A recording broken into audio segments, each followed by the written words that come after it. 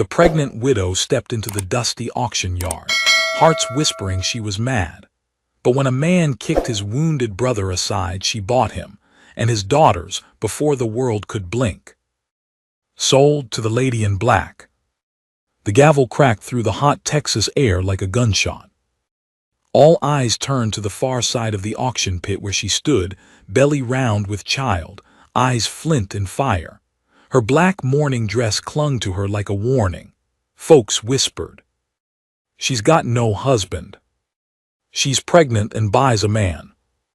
She's lost her mind." But Clara Reed didn't flinch.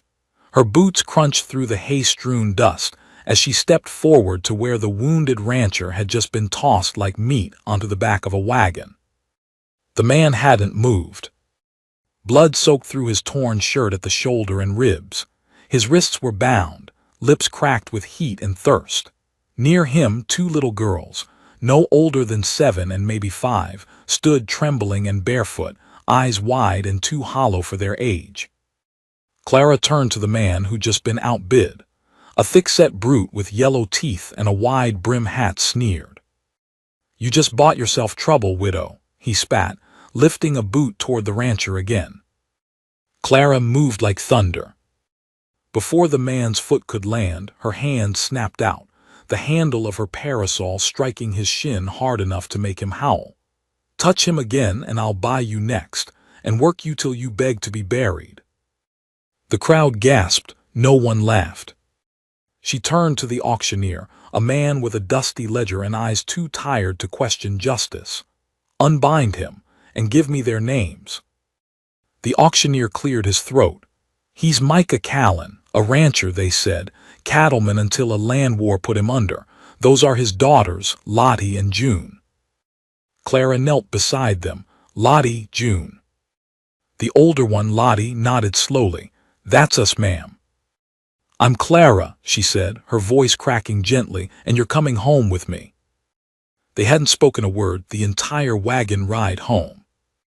Micah drifted in and out of consciousness. Fever licked at his temples. Every jolt of the cart sent fire through his side. He remembered falling. He remembered his brother selling him like a cow too old to breed. He remembered someone yelling, then soft hands. And now the jostle of wheels, and the smell of lavender soap mixed with dust and blood. When he woke again, it was to candlelight and clean sheets. A basin sat beside him, red with the water used to clean his wounds. The room was simple, walls of wood planks and a small window cracked to the night. He tried to sit up and failed. Clara appeared with a towel in one hand and a tray in the other. "You're in my guest room," she said plainly. "Don't try to move, I stitched what I could." He stared at her, blinking slow. "Why?" Her eyes didn't soften, but something behind them flickered. "Because God didn't put me on this earth to watch good men die while the wicked win." His throat tightened. "My girls." "Sleeping in my sewing room," she said. "Lottie's on a cot. June's in the cradle that was waiting for my baby." Silence fell between them. It wasn't awkward, it was heavy, real. He looked away. "I ain't got nothing, not even a name worth keepin'." Clara placed the tray beside him. "Then you can borrow mine till you heal." Lottie didn't sleep. She sat on the edge of the cot with her little sister curled beside her, staring at the rocking chair in the corner. The moonlight glinted off the fabric of the dress hanging from a hook on the door. It was a baby gown, soft, untouched. "Why do you think she bought us?" June whispered, eyes open. "I don't know," Lottie said, "but she smells like Mama used to." Micah's fever broke the next morning. He awoke to Clara sitting at the foot of his bed, knitting slowly, her fingers careful. She wasn't looking at him, just working the yarn like the world depended on the next stitch.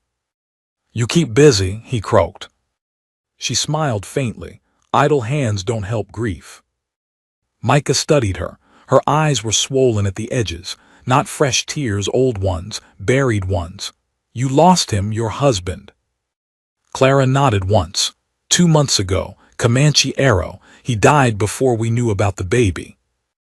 Micah swallowed hard. I'm sorry. Clara met his eyes. Don't be, he was good, and I loved him, but love doesn't leave us, it just changes shape. Micah's hand trembled against the sheets. I ain't sure how to repay you. You don't, she said quietly, but you will protect them, your daughters, that's how you repay me. He nodded slowly, jaw clenched. That night, a knock shook the door at midnight. Clara froze mid-step, hand on her lantern. Micah from the bed heard it too. Don't open it. I have to. Outside stood a man in a sheriff's badge and two others with guns drawn. The leader, stocky with grizzled sideburns, tipped his hat. Ma'am, sorry to wake you, but we have orders to retrieve one Micah Callan and the two minors in his custody. Seems they were sold unlawfully by a next of kin. Clara didn't flinch. And you think I'll hand them over without question? Law says they ain't yours. Clara took a deep breath. Then the law can sit on my porch till dawn while we read the Bible and talk about decency, because no one's dragging those girls into another wagon. The sheriff stepped forward. Ma'am. Don't test me, she whispered. I've buried one man, I'll fight for these three. A voice called from inside the house. Let him in. It was Micah. He stood wobbling in the hallway, his shoulders still wrapped, but he held the pistol Clara had left on her writing desk. If they're here for me, I'll speak with M. Alone. Clara hesitated, but nodded. Micah stepped onto the porch. The door shut behind him. He returned 10 minutes later, pale and shaking. Clara caught him before he could fall. What happened? He didn't answer at first. But then he whispered, they're giving me 5 days to prove the girls are safer here or they'll take M. Clara's breath left her like wind out of the lungs. Micah looked her in the eye. There's one way to fix this. She froze. Micah didn't blink. If I was your husband, no one could take them. Clara didn't move at first. The words hung in the room like smoke from a fire that hadn't yet started. Her hand was still on Micah's arm, steadying him, but her breath caught somewhere between disbelief and awe. A proposal, but not one born of love or romance. This was survival, a desperate knot tied in the darkness to keep children from being torn from safety. You don't even know me, she finally said. Micah stood straighter despite the pain that flared behind his ribs. I know what you did, that you stepped in when no one else would. You bought me like a man buys hope. That's not marriage, Clara whispered, her voice trembling. No, he said, swallowing hard. It's a beginning. Clara turned away, heart pounding in her chest. She touched her swollen belly, the child stirring gently inside her, unaware of the storm outside its mother's ribcage. A war was being fought between what was right and what was practical, between the future she'd imagined and the one that was rising like a dust storm she couldn't outrun. What about your heart? She asked softly. Micah's jaw flexed. My heart's buried on a hillside 2 winters ago. My wife died with our 3rd child inside her. There ain't nothing in me left to give you, but maybe that's why this makes sense. She turned slowly. Micah looked hollow but honest. You're carrying grief. So am I. Maybe we can carry it together.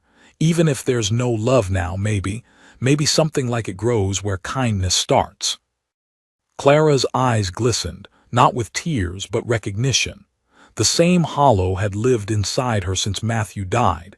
This wasn't a man asking her to save him. It was a man offering his name to save her and the children. The silence stretched long. Then Clara gave a single, tearful nod. They were married 3 days later by Reverend Tobias in the parlor. No music, no guests, just Clara in a pale blue dress that once belonged to her grandmother, and Micah in the only clean shirt that didn't cling to his healing wounds. The girls stood beside them, eyes wide and uncertain, still trying to understand what was happening. Reverend Tobias looked over the small gathering.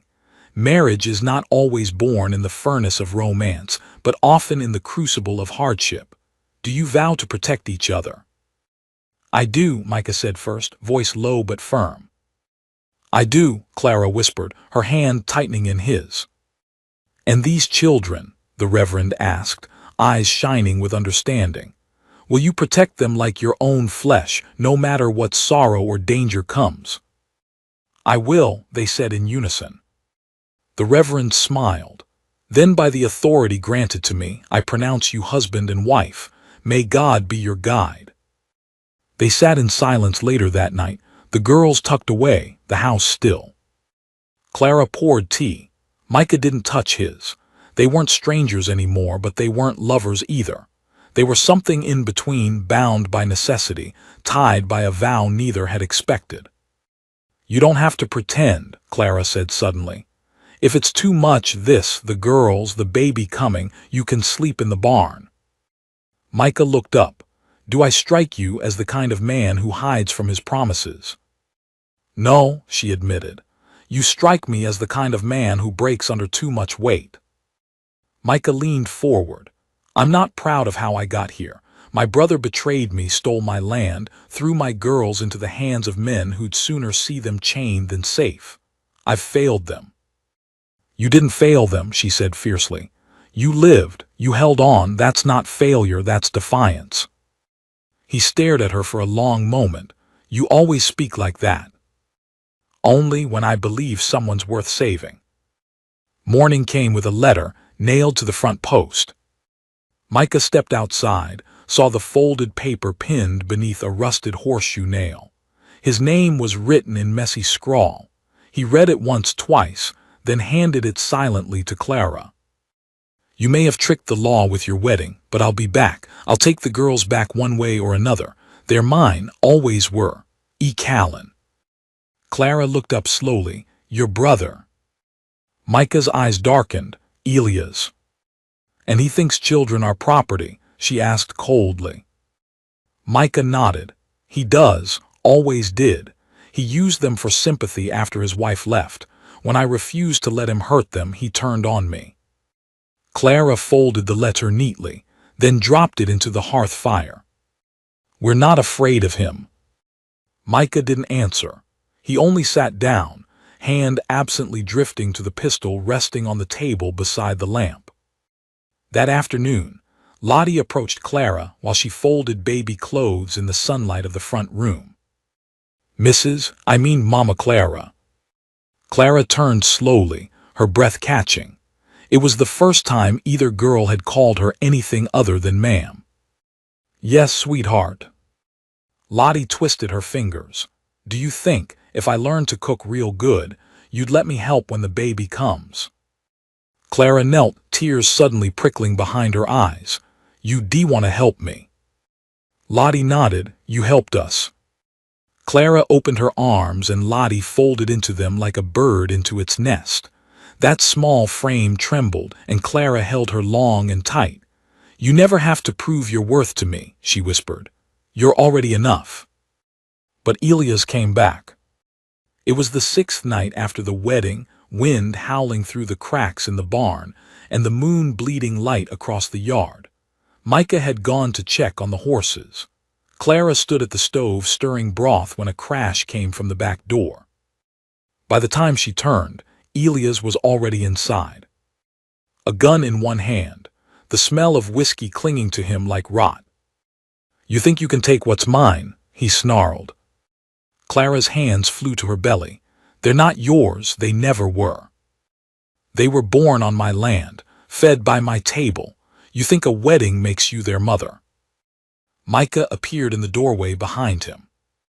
"I think the girls chose who makes them feel safe," Micah growled. Elias spun. "You ain't even a man anymore, look at you, letting a woman patch you up, hiding behind a skirt." Micah raised the rifle. "Put it down, Elias." But Elias only laughed and raised his own gun. A crack split the air. Elias stumbled back, then fell. Micah stood shaking, the rifle still smoking. Lottie screamed from the hallway. June burst into sobs. Clara moved fast, pulling the girls behind her as she crouched, her own hands trembling. "Don't look," she whispered to them. "Don't you dare look." Micah dropped the rifle, breathing hard. "He was going to kill you," he rasped. "I know," Clara said, her hand reaching for his. "But now we have to protect the girls from what they saw." Micah nodded slowly, falling to his knees. Then, in the quiet, Lottie stepped forward and wrapped her arms around him. "You didn't fail us," she whispered. "You saved us." And for the first time in years, Micah wept.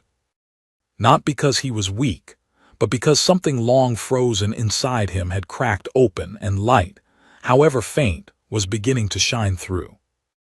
The body was buried before sunrise. Micah didn't ask for help.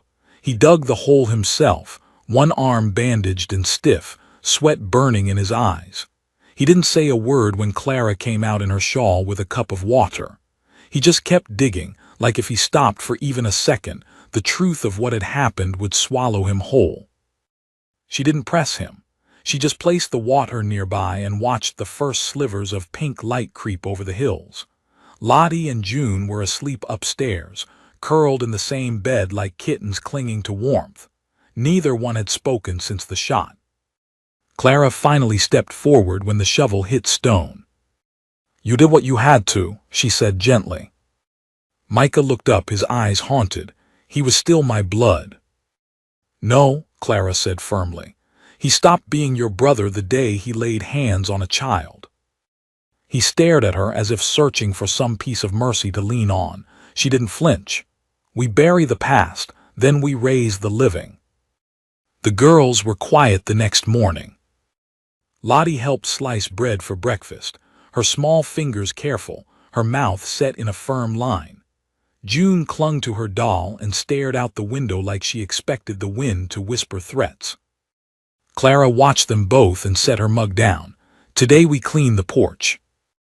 Lottie blinked. "Why?" "Because it's dusty and the sun's shining," Clara replied, her voice bright. "And we've been living under shadows too long. Let's put our hands to something good." So they scrubbed. Clara fetched a pail and soap, and together they worked on the front steps until their sleeves were wet and their faces flushed. June giggled for the first time when Clara accidentally splashed her with suds. "Got you?" Clara teased. June beamed. "Do it again." Micah stood just inside the door, leaning on the frame, his bandaged ribs wrapped tight beneath a clean shirt. He watched the scene with an expression that flickered somewhere between disbelief and longing. He hadn't seen the girls laugh like that in months, maybe longer. That night Clara tucked them in and sang a hymn low and soft. When she turned to leave, Lottie reached for her hand. "Don't leave yet," she whispered. So Clara stayed. She sat at the edge of the bed, one hand on Lottie's, the other resting on her own round belly, and in the stillness of that moment something shifted. The girls were no longer guests, no longer burdens. They were hers, bone of her heart if not her womb. But not all ghosts stay buried. Word spread fast in a town as small as Briar Hollow. The lawman, Sheriff Enloe, came knocking 3 days later, his hat in his hands, his expression unreadable. Micah met him on the porch. Clara stood behind the screen door, her hand hovering protectively over her belly. "Even in, Micah," the sheriff said. "Sheriff," Micah replied, his voice calm. "You hear about Elias?" "I am. I didn't want to kill him." "I know." Sheriff Enloe sighed and glanced toward the field. "You filed a statement." "Didn't seem right. Thought it was family business." "Normally I'd agree," the sheriff said slowly. "But his cousin's stirring trouble in town. Says you married just to dodge custody and then ambushed Elias in cold blood." Clara opened the door. "That's a lie." The sheriff looked at her, his eyes kind. "Ma'am, I'm sure it is, but folks are talking, and when people talk, judges listen, if it comes to court." Micah stiffened. "We'll testify, the girls saw everything." "They're children, Micah, scared ones. A good lawyer'll twist their words till the truth bleeds out of it." Clara stepped forward. "Then we won't give him a chance." The sheriff tilted his head. "We'll leave," she said simply. "We'll go where no one knows us. We'll start again." Micah's heart thudded. But the sheriff shook his head. "Run and you'll look guilty. Stay and I'll do what I can, but you need more than my word. You need evidence. A witness. Someone who saw Elias threaten you." Micah's jaw tightened. Clara touched his arm. "There's one person who might know," she said softly.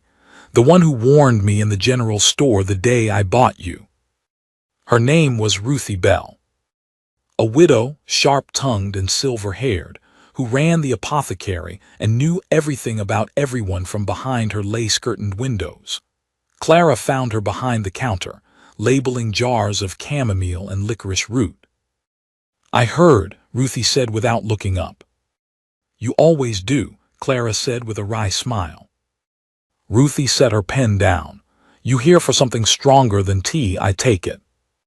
"I need your memory." That made Ruthie look up. Now that's a dangerous thing to ask a woman my age. "You saw him," Clara said quietly. "In the store, you warned me." Ruthie pursed her lips. "I did. Saw the way Elias looked at you, like a snake sizing up a bird.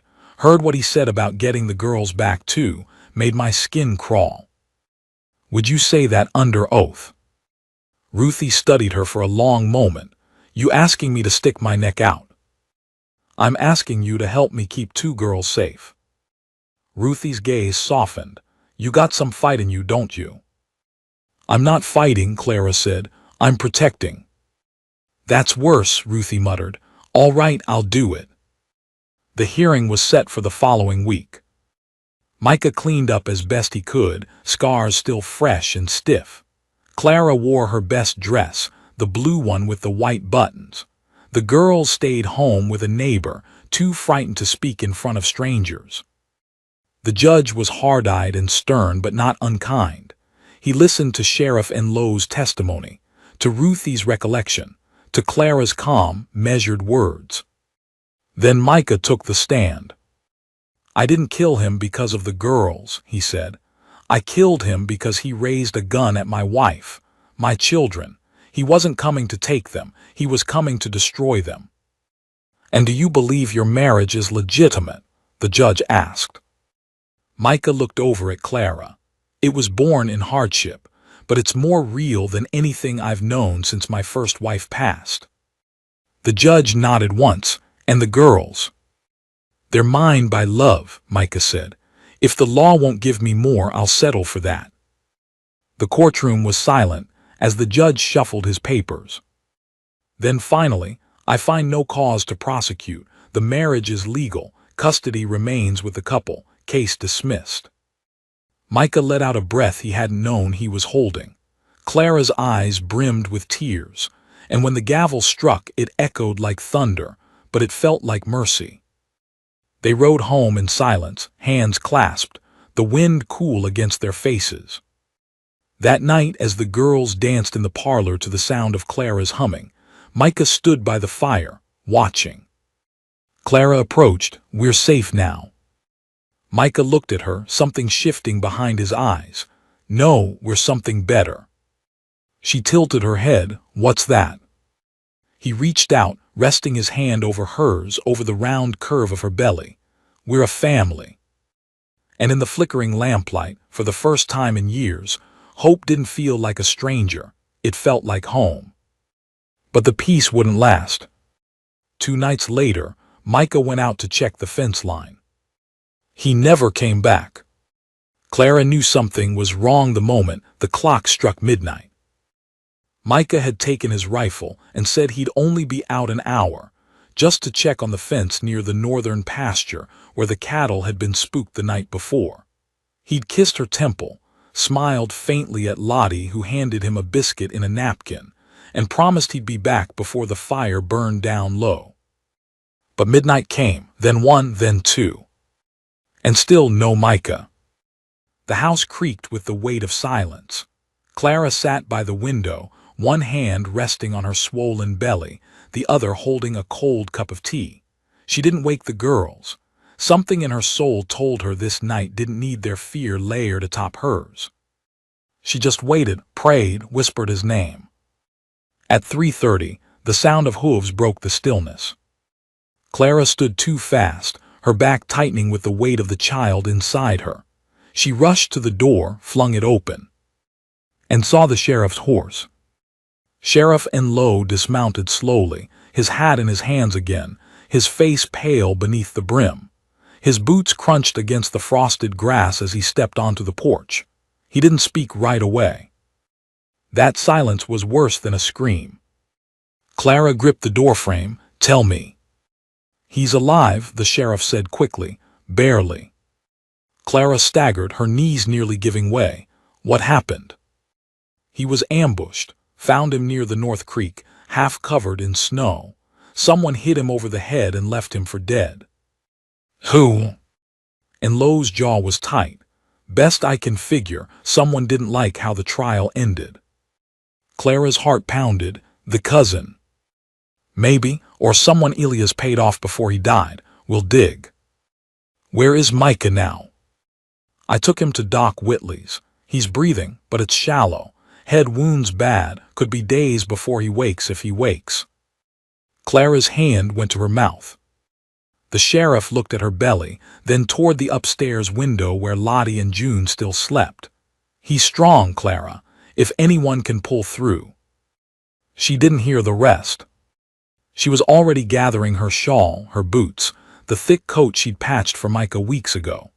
She kissed both girls lightly on the forehead, whispered that she'd be back by breakfast, and rode with the sheriff into town beneath the thinning stars.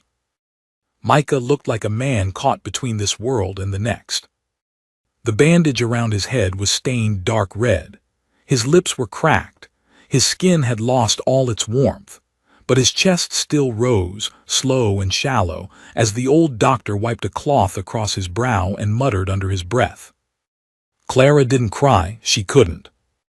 She sat beside the cot and took his hand gently, brushing the calluses with her thumb.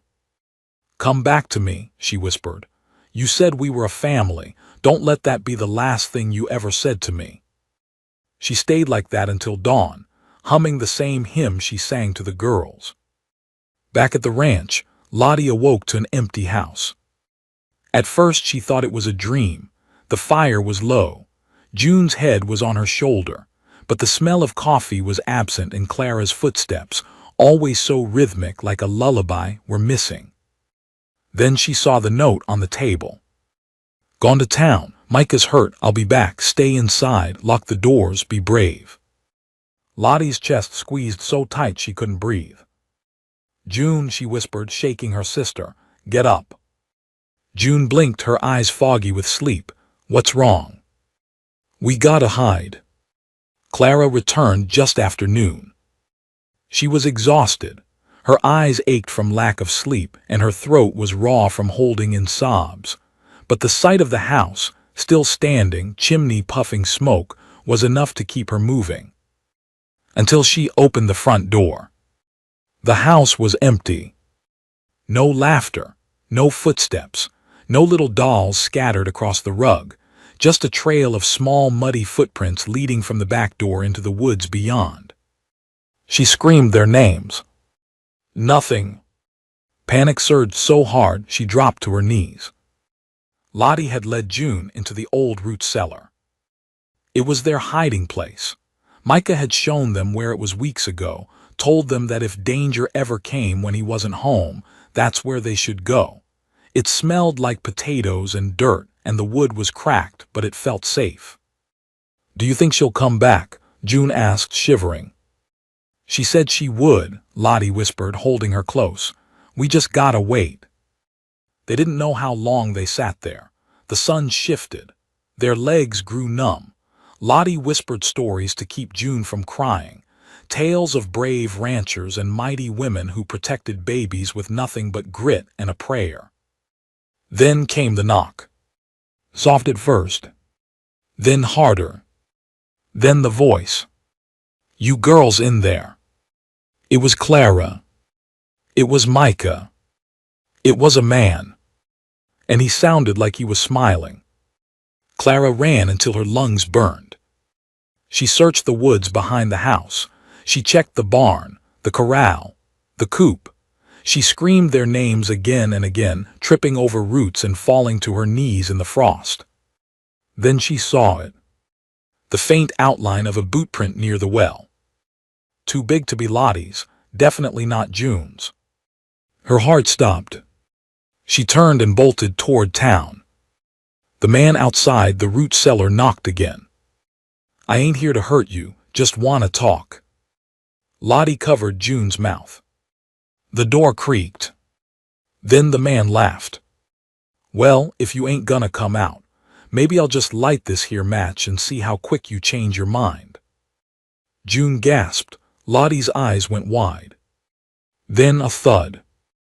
The man yelped. Another thud. Then silence. Then the door opened, and sunlight poured in. And standing there with a pitchfork in her hand and fury in her eyes was Ruthie Bell. "I came to check on y'all," Ruthie muttered, her hands shaking. "Got a feeling something wasn't right. Heard that snake muttering to himself by the barn. Took care of him." She helped the girls out one by one, clutching them to her chest. "It's all right now. You're safe." Lottie stared at her. "You hit him. Square on the back of his head. He'll be seeing stars till Judgment Day." June sniffled. "I was scared." Ruthie knelt. "That's what courage means, baby. Being scared but not quitting." Clara arrived at Ruthie's cabin just as the sheriff was hauling the unconscious man into town. The girls ran into her arms like the floodgates had broken. Clara wept, holding them both, rocking them back and forth. "I thought I lost you," she whispered over and over. "You didn't," Lottie sobbed. "We waited just like you said." Micah woke 3 days later. The first thing he saw was the curve of Clara's belly beneath a quilt, her hand resting on it like she was guarding treasure. Then he saw Lottie asleep in the chair beside him, June curled up at her feet. He blinked. "We still here." Clara smiled through her tears. "By God's grace we are." He reached for her hand. She gave it. "I thought I lost everything," he whispered. "You almost did," she said, "but we fought back, all of us." He looked around, dazed but smiling. "I didn't think I'd ever have this again." Clara leaned forward, her lips brushing his knuckles. "You didn't have it," she said. "You built it." But peace is a fragile thing in the West. And just as the family began to settle, a telegram arrived. It was addressed to Micah. The handwriting was unfamiliar, but the words were unmistakable. "I know who killed your brother, and it wasn't you." Micah sat up too fast and nearly passed out. Clara caught him, her hands bracing his shoulders before he could slump forward again. "You're not ready to be up," she said, voice gentle but firm. He blinked at the sunlight streaming through the bedroom window, at Lottie curled at the foot of the bed with June half on top of her, and at the telegram in his trembling hand. "I need to know who sent this," Micah said, still breathless, staring at the words again. "I know who killed your brother, and it wasn't you." Clara picked up the envelope. No return address. Just the telegram office stamp from Sweetwater Junction, almost 80 miles west near the river crossings. "Micah, if someone knows the truth, then someone's been watching and waiting." He looked at her belly, at their girls. "And that means we ain't safe, not yet." Clara swallowed hard. "Then we find out who it is together." By the end of the week, the bruises on Micah's face had faded to pale yellow, and the swelling in his skull had gone down enough that Doc Whitley allowed him to walk, slowly, without help. The girls wouldn't leave his side. Lottie brought him his boots every morning. June brushed his beard and declared him handsome enough to ride again. Clara couldn't stop watching him, memorizing every blink, every breath, as if terrified he'd vanish again. Micah let it happen. He didn't mind the fuss. After all he'd endured, the auction, the beating, the frostbite, the fear of losing everything again, he welcomed the warmth, the quiet mornings with Clara's hand in his, the smell of biscuits baking while June and Lottie argued over whose chores were done better.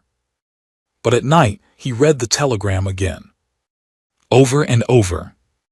And on the 6th day, as the sky turned lavender with evening, he saddled the horse himself. Clara met him in the barn doorway. "I'm coming too," she said, chin up. "You shouldn't be riding in your condition," he murmured, adjusting the cinch. "You think I'm letting the father of my child ride off to some unknown town after someone tried to murder him last week?" Micah hesitated. "I don't want to risk you." Clara stepped closer. "Then don't leave me behind."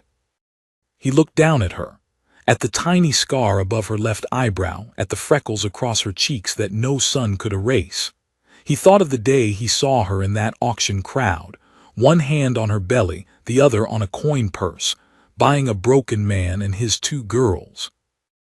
And he nodded. They left before dawn, riding west with Lottie and June waving from the porch, Ruthie standing guard behind them with a rifle taller than June. Clara had packed dried fruit and biscuits. Micah carried 2 pistols, one hidden in the saddlebag. Sweetwater Junction was dry, cracked, and crooked. Half the storefronts leaned sideways like they'd been built drunk. A single street ran through the middle, ending at the river ferry. The telegraph office was beside a leaning chapel whose bell had long since fallen silent. Micah dismounted with a grunt. Clara helped him steady. The telegraph clerk was a round man with red cheeks and half a mustache. "Name S. Hadley. What can I do for you?" Micah showed him the telegram. Hadley squinted. "Yep, came through 4 days ago. Messenger dropped it off in person." "In person?" Clara asked. "Not over wire?" "Nope, tall man. Wore a hat low and a scarf high. Paid me 2 silver coins to write it by hand and deliver it to the address he gave. Didn't want his name tied to nothing. Told me, this is for a man that deserves truth." Then left. "Did he say where he was headed?" "Only said, if he wants to find me, tell him to ask the woman in the green shack near the bend." Clara and Micah exchanged glances. The shack wasn't hard to find.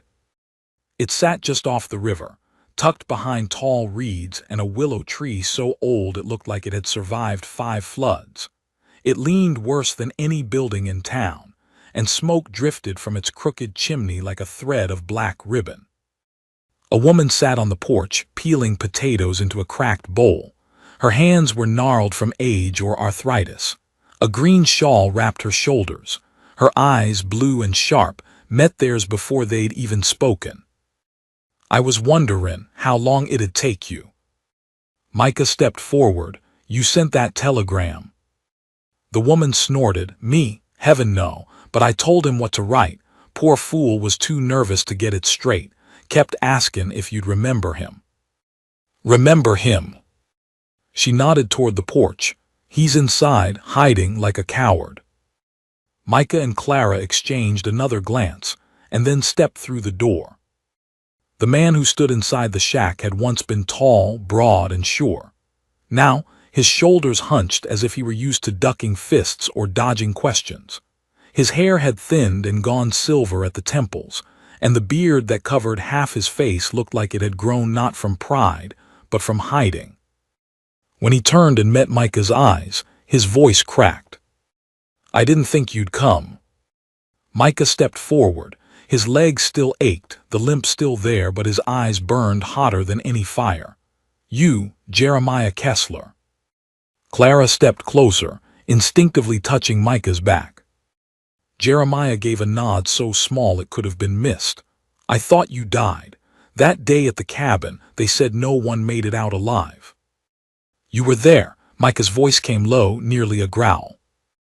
"I was part of it," Jeremiah whispered. "But I never shot. I swear to you, I never raised my rifle." Micah looked like he'd been slapped. "Part of it? You stood with the men who murdered my brother, who burned our homestead to ash, and you never told a soul." "I was 17. I followed Wade Harmon into that mess thinking we were just talking back land. He lied. Said the land was stolen from his kin by your pa. I didn't know until I heard your brother screaming." Micah's jaw tightened. "You saw him die." Jeremiah's eyes filled with tears. "He didn't scream in fear, Micah. He screamed for you, told you to run, kept telling the men he's just a boy, don't hurt him." Clara held her breath, watching Micah's hands curl into fists. "You saw me?" Micah asked. Jeremiah nodded. "You ran through the barn, that bullet clipped your shoulder. I told Harmon I'd seen you fall. I lied. I wanted you to live. You could have told the sheriff. You could have testified." "I tried." Jeremiah's voice cracked. "Harmon had half the county bought. When he found out I was thinking of talking, he sent men after me. I lost my left hand in a fire set to scare me off." Micah's eyes dropped to the man's gloved hand. He hadn't noticed before, but now the shape looked stiff, unnatural. Jeremiah peeled the glove off slowly, revealing a burned, gnarled stump where his thumb and most of his palm used to be. "I left everything," Jeremiah continued. "Changed my name, hid. But when I saw the flyer, when I heard they'd put you in chains for Harmon's death, I knew I couldn't stay quiet." Clara's voice was soft but steady. "Then why not come to the ranch? Tell the sheriff directly." "Because Harmon had children, and they've got sway in the courts now. They'd ruin me, but they don't know I'm alive or where I am. If I showed up in town, I'd vanish before I could speak a word." Micah stood silent, staring at a man he once called a cousin. Jeremiah stepped closer, voice trembling. "I wrote it all down, everything, every name, every time. I kept a record just in case. It's buried out back. I didn't want to die without someone knowing the truth." Micah didn't speak for a long time. Then finally, with pain in his voice, he said, "You let me suffer a decade under the weight of that fire. My brother's blood on my hands. My girls think I'm strong, but they don't know what I see every time I close my eyes. You let me rot. And now you want peace." Jeremiah looked down. "No, Micah, I don't want peace. I just want to stop hiding, and maybe help you find yours." The record was real.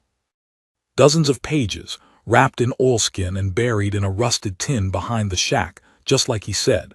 Micah and Clara read every page by lantern light that night. Names Micah hadn't thought of in years. Sheriff Whitley's predecessor, Mayor Thomas, ranchers from up north who'd claimed Harmon as kin and spread the lies about Micah's family stealing land. There it all was: dates, locations, numbers. Handwriting so shaky Micah could barely read it, but it was real. And it changed everything. The ride home was quiet. Micah didn't speak much. He just held Clara's hand every time she reached for him, kissed her forehead each night by the campfire, and let the girls crawl into his lap when they met them at the fence line 2 days later. But he had a plan. Micah waited until Sunday.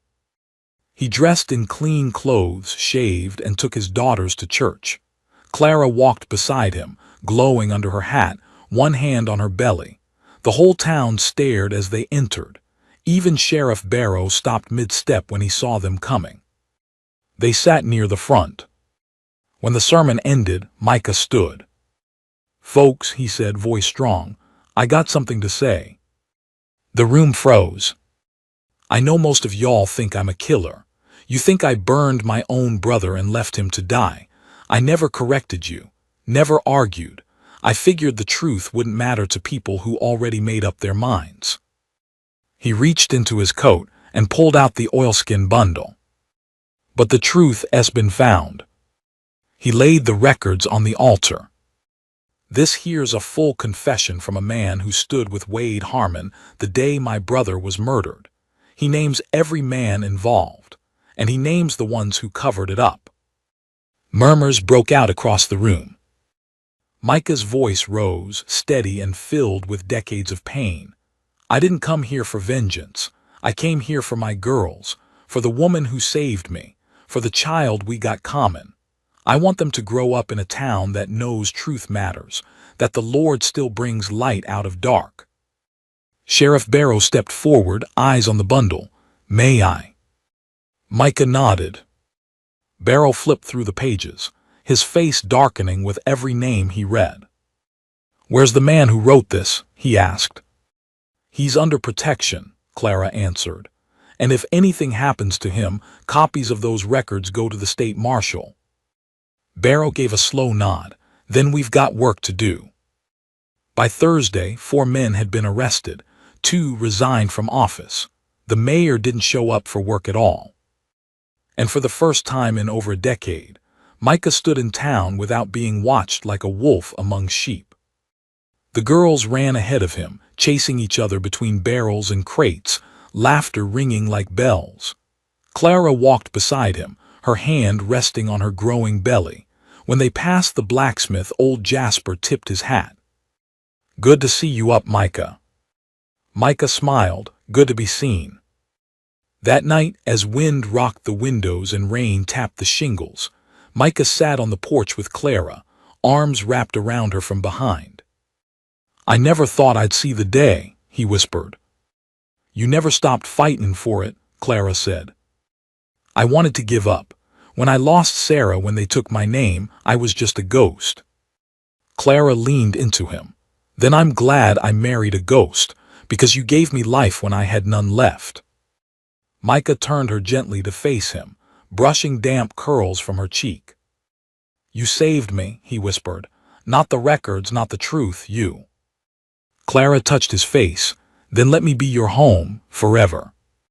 He kissed her under the rain, the quiet falling around them like grace. And in the dark behind them, Lottie whispered to June, "Papa smiled like that when Mama used to sing." He stepped close, brushing her cheek with the back of his hand. "You." Clara laughed, shaking her head as she rested her hand on her belly. "You know, for a man who spent so many years quiet, you sure have learned how to talk sweet." He kissed her forehead. "You made it easy." They didn't know it yet, but word of Micah's name being cleared had spread well beyond their county. Within a week, letters arrived. One from the state marshal's office confirming an investigation, and another from an old friend of his brother, S., offering to help rebuild the cabin that had been burned to the ground all those years ago. Folks who had once crossed the street to avoid Micah now came by with casseroles, fresh eggs, and apologies they didn't quite know how to word. Some said, "Sorry, I believed the worst." Others said nothing at all, just pressed his hand and nodded, eyes wet with guilt. Micah accepted each one with quiet grace, never rubbing salt into the old wounds. But he never forgot. And more than once, he was caught staring out across the land, eyes fixed on the place where the cabin used to stand. One evening, the girls were helping Clara fold laundry by the fire when Lottie asked softly, "Mama Clara, where's the baby gonna sleep?" Clara paused, one hand resting on a little bonnet she'd just sewn. "Well," she said with a smile, "I was thinking we'd move your bed closer to June's and turn the corner into a cradle spot." "But what if the baby cries at night?" June asked, thoughtful as ever. "Papa still has nightmares sometimes. Will it wake him up?" The question made Clara pause, longer than she meant to. "I think," she said slowly, choosing her words with care, "your papa's nightmares have been sleeping more lately, too."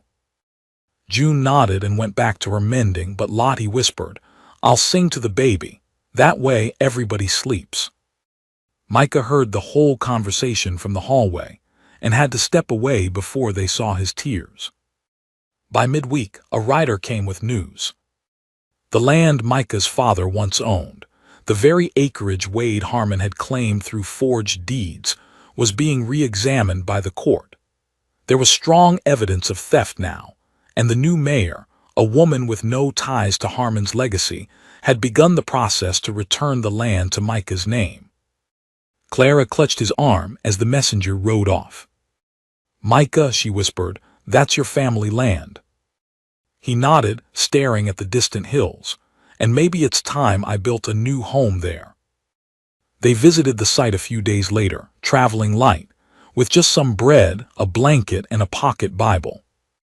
The chimney was still there, half buried under vines and ash, Lottie asked if she could climb it. June wandered off to examine the creek. Micah knelt and touched the scorched earth. "Do you want to rebuild here?" Clara asked gently, crouching beside him. He didn't answer right away. His fingers dug lightly through the dirt, tracing a circle around where the hearthstone had once been.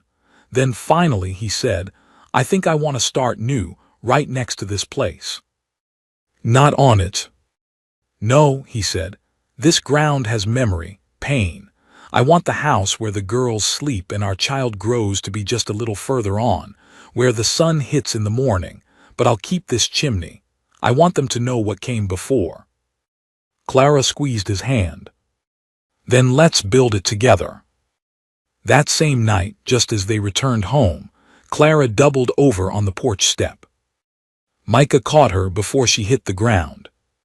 "Contraction?" he asked, voice tight. She winced, then exhaled. I think so, but it's early, I'm not ready." He held her hand, steady as ever. "Then we'll get ready." June ran to fetch the midwife. Lottie clutched Clara's shawl and whispered prayers. Within the hour, the midwife arrived and ushered Clara to the bedroom, setting down her satchel and rolling up her sleeves. "It might be false labor," she told Micah, "but we'll be sure." Micah paced the hall. Every cry from Clara brought back memories he'd buried deep, memories of his first wife Sarah gripping his hand, of blood on the bedsheets, of losing more than just a child that terrible day. But this was different. This time he was stronger, and Clara, she wasn't fading, she was glowing. The contractions passed by morning. The midwife nodded. "False alarm, but your baby's restless and your body's preparing. You're close." Micah tucked Clara into bed with shaking hands, grateful beyond words. "I'm sorry," she whispered. "Don't ever say that. I know how much pain is in your past. I didn't want this baby to come wrapped in fear." Micah kissed her hand. "This child is coming wrapped in love. That's all that matters." Later that week, as repairs on the ranch continued, Micah took a break from lifting beams and stood in the new nursery they'd started framing. He could already picture the cradle, the little carved dresser, the quilt Clara was sewing by lamplight. A knock came on the doorframe. Sheriff Barrow stood there, hat in hand. "You got a moment?" Micah nodded, "Sure." Barrow stepped in and looked around. "Place is looking good." "Thank you." Barrow hesitated. "I came to tell you Harmon's oldest son, Roy, was arrested in Santa Fe, tried to bribe a judge to destroy land records. He'll face federal charges." Micah nodded, heart heavy but grateful. "Justice has a long road." "It does," Barrow agreed, "but you walked it better than most." He extended a letter toward Micah. "What's this?" Micah asked. "Letter from the governor, commendation, and a request." Micah frowned. "Request?"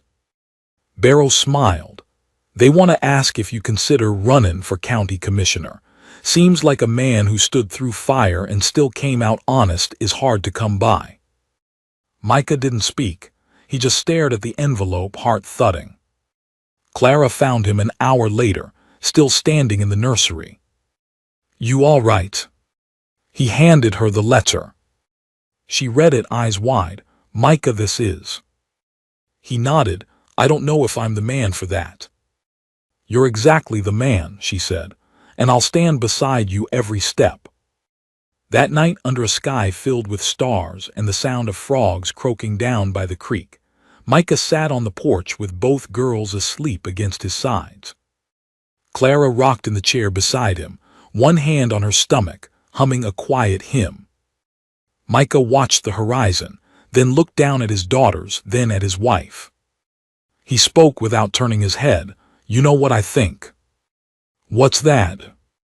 "I think the Lord doesn't just restore what was lost. Sometimes he gives you something you didn't even know you needed." Clara's eyes filled with tears. "And sometimes," she whispered, "he gives it back sevenfold." Micah reached over, took her hand, and held it against his heart. Then let's build this life, Clara, from the ashes, all of it. But before she could answer, Clara gasped and grabbed his arm. Micah turned, eyes wide. What is it? Her breath came quick, her hand gripping tighter. I think, Micah, I think it's time.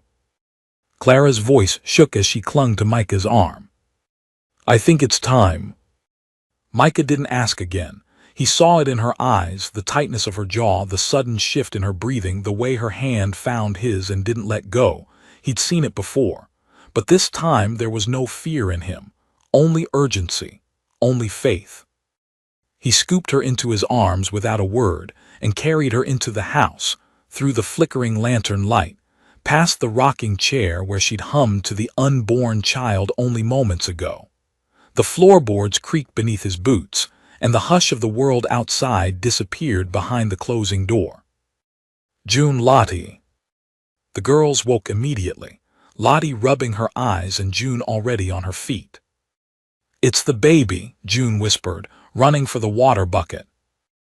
I'll get Miss Martha, Lottie said, already racing for her shoes. Micah's voice was calm but firm. Go, fast and careful. He carried Clara to their room and laid her gently on the bed, brushing the hair from her damp forehead. Her hand found his again. I'm not ready, she whispered, trembling. Yes, you are. No, it's too soon. What if something goes wrong? Micah knelt beside her, both hands on hers. Then we face it together, like we've done everything else. You hear me, Clara? Her eyes were wide, tears pooling. I don't want to lose you, she choked out. You're not going to, he said, because I've already lost too much, and God didn't bring us this far just to leave us. He kissed her hand, then her cheek, then whispered into her hair, You are the strongest woman I've ever known. She let out a small sob and nodded. Okay, okay. Martha arrived within minutes. The old midwife moved with surprising speed and purpose, even at her age. She entered like a storm, quiet but absolute. Boil water, she said to June. Bring me clean towels. Lottie, get your little hands washed and stay nearby, but don't hover. Micah stepped back, then forward again, hovering despite himself. You stay, Martha said, nodding at him. She'll need you, just don't faint. Clara managed a weak smile. He won't. And Micah didn't. He stood beside her, wiping her forehead, holding her hand through every shudder and cry, every deep breath and whispered prayer. The house faded away, and time seemed to stretch, each minute longer than the last.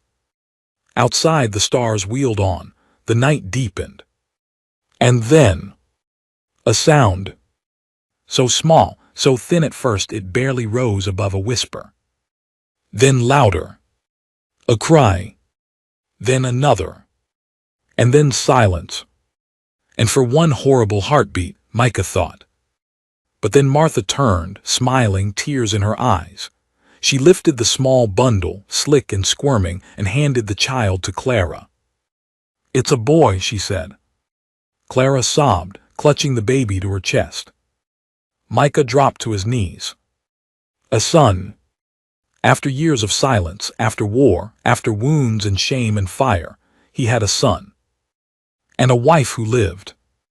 And 2 daughters who stood in the doorway, crying and laughing all at once. He could hardly speak. He leaned forward and kissed Clara's forehead, then kissed the baby's crown, damp with birth and heat. What will we name him? Clara whispered. Micah stared at the tiny face, then said softly, Elias. Clara looked at him. After your brother. Micah nodded. He's the reason I survived, and now this child, he's the reason I'll keep living. They wrapped Elias in a quilt Clara had sewn from scraps, pieces of the girls' old dresses, a square from Micah's shirt, and a bit of lace from her mother's handkerchief. He was small but strong. He latched easily and curled against Clara's chest as if he had always known her voice. By morning the sun was rising over the hills, and Micah stood out on the porch, Elias cradled in his arms. The land stretched before him, fields that would grow again, barns that would be mended, fences that would hold.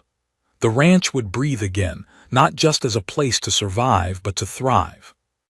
Clara joined him, leaning her head against his shoulder. "He's got your eyes," she said. "And your temper," Micah added. "He's a day old."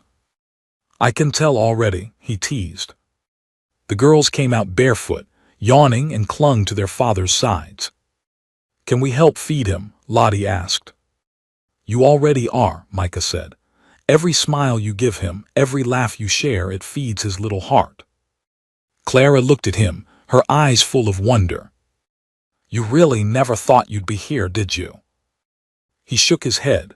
"I thought I'd die with a rifle in my hand and no one left to mourn me, but now—" He looked at them all, his wife, his daughters, his son. "Now I've got more than I ever dreamed." The land was theirs within the month. The state returned ownership of the Harmon acres to Micah, and he immediately deeded part of it to Clara in her own name, something she hadn't expected. When she asked why, he said plainly, "Because I want you to know you've always belonged here.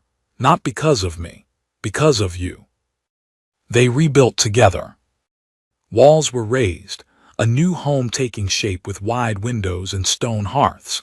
Every nail, every board was a promise of permanence. Clara oversaw the kitchen design, making space for a cradle in the corner and a rocking chair by the window. Micah built a bookshelf by hand, one that would hold the family Bible and the girls' future school books. The first dinner in the new house was simple: cornbread, stew, and fresh milk, but it felt like a feast. They held hands around the table, and June offered the prayer. "Thank you, Lord, for making our family whole, and for baby Elias, and Mama not dying, and Papa smiling more." Micah opened his eyes and laughed, wiping tears away. Clara squeezed his hand. It was a good life. Letters kept coming, people Micah had helped without knowing, families who'd seen his trial and found courage in it. A church in another county wrote to ask if he'd speak to their men about rebuilding faith after war. A boy from town brought a lamb to the gate one morning, saying, "Pa says you're the best man he ever doubted. He told me to give you this for Elias." Micah took the lamb, stunned. Clara whispered later, "See, God restores what was stolen." Micah believed her, now more than ever. And then one Sunday morning, as they walked home from church, Clara took Micah's hand and said something so quietly he nearly missed it. "I never told you this, but the day I bought you at that auction, I didn't know why I raised my hand." He turned to her, surprised. "You mean?" "I mean I had no plan, no idea who you were. I just looked at you and something inside said, that man needs saving. But now I know." She stopped walking, facing him. "I didn't save you, Micah. You saved me, all of us." Micah swallowed the lump in his throat and pulled her into his arms, right there in the dusty road. "Then we saved each other."